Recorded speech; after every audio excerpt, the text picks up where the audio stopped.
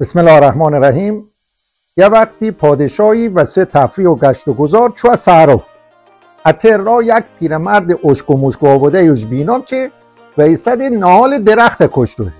پادشاه خیلی تعجبش که چو از طرف پیرمردش گفت وقت نهال کاشته توی تا وقتی کش ببین نهالی گب ببی تو کویش که میوش بخورش. تو باید به فکر آخرتت بش. یک کار جوونی های.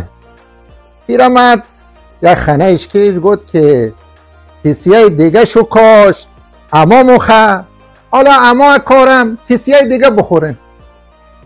پادشاه این کش فهمه است که اگه اما فکر خومو نبم به فکر استفاده دیگران بم به خود یک کار آخرتیه نه دنیوی. عبدالرضا میرزانی‌ها، لارستان بزرگ. چراغ دل تو روشن.